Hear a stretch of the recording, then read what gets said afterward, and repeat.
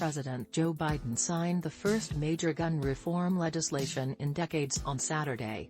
The move came 1 month after a gunman in Uvalde, Texas, killed 19 elementary school students and 2 teachers.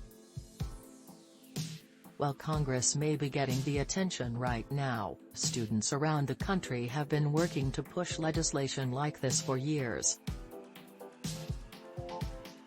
In 2018, after a mass shooting at Marjory Stoneman Douglas High School in Parkland, Florida, students nationwide took to the streets and propelled March for Our Lives and Students Demand Action into the national spotlight.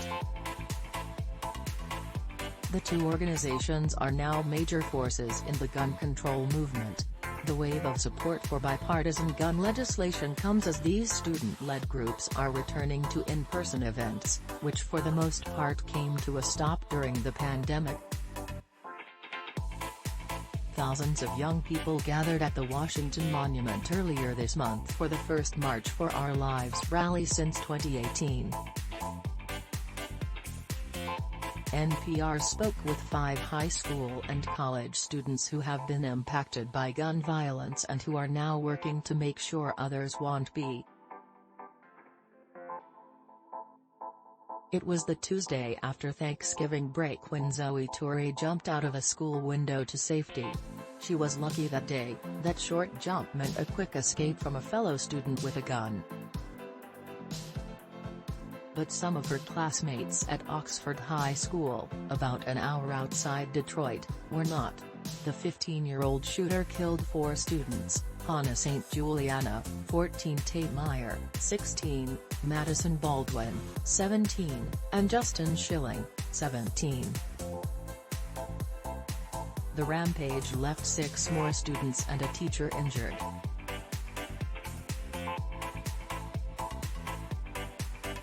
A lot has happened since November for Toure. She graduated from high school, started advocacy work for gun violence legislation and, more recently, traveled to Washington, D.C., to participate in the 2022 March for Our Lives.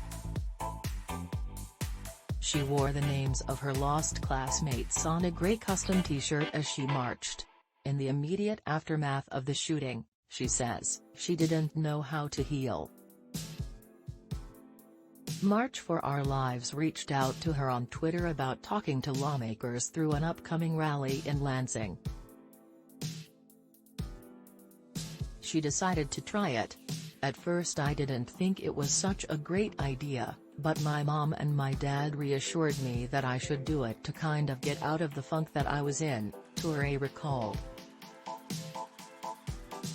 She thought it would be daunting to be at the Michigan Capitol, but lobbying in Lansing for secure firearm storage and increased mental health resources in Michigan schools energized her and made her feel like she was making an impact. So I just kept moving. After the Michigan rally, Toure returned home and focused her attention on spending time with friends. She tried to stay off social media, but then the Uvalde shooting happened.